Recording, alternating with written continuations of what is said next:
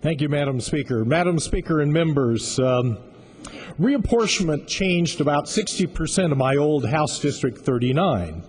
And now at the northern end, I represent the rural community of Boring.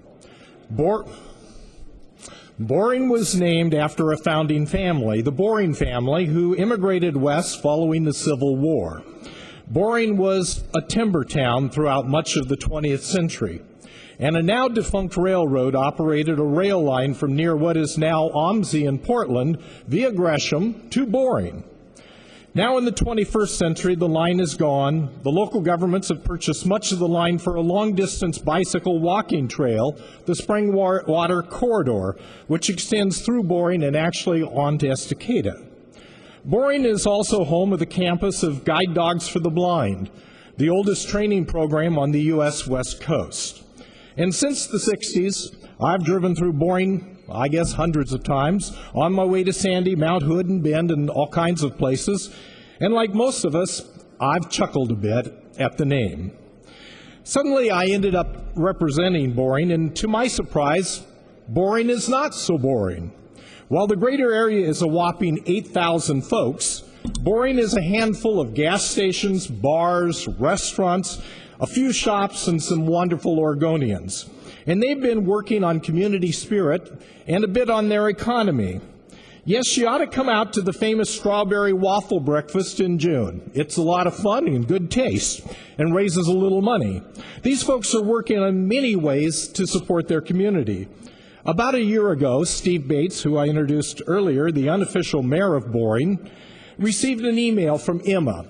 She was a member of the Dull Women's Book Club in Dull, Scotland, population 84. Emma asked the unofficial mayor if Boring, Oregon would consider twinning with Dull, Scotland. Well, frankly, the notion caught on. It caught on locally, it also caught on in Dull, and it's ended up spreading literally around the world with substantial media attention.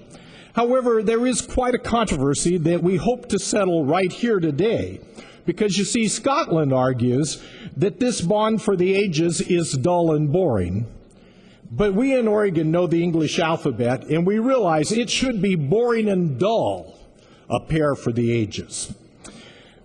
While some might be inclined to call this frivolous, the reality is that this attention is attracting tourism and commerce to this boring section of Oregon.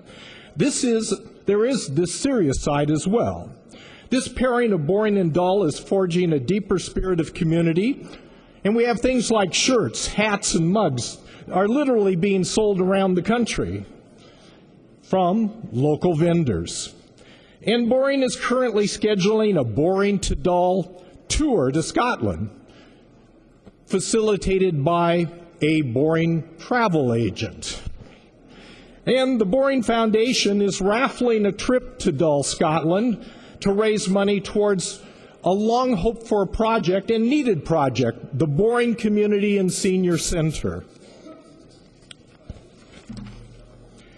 And everyone out there is also urging Boring's newest business, the Boring Brewing Company, to create a recipe and brew a boring and dull Scottish ale.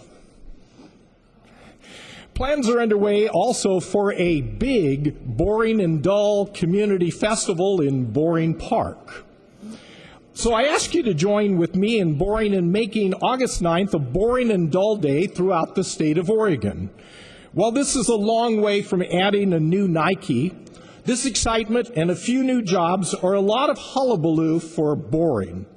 And if just a few of our small Oregon communities could find ways to have a little fun and add a few more jobs, we could transform Boring and a lot of other boring places in our state. The Wall Street Journal is preparing an article about the pairing. Surely they know economic development when they see it. And for those of you who need directions to Boring, I would encourage you to go to the intersection of 82nd Avenue and Sunnyside Road, where the ODOT sign says very clearly, Boring Cemeteries. And it's been a hoot to bring to you my boring and dull agenda. And I urge you to vote aye and make August 9th a boring and dull day throughout Oregon. Thank you very much. And we from Boring thank you.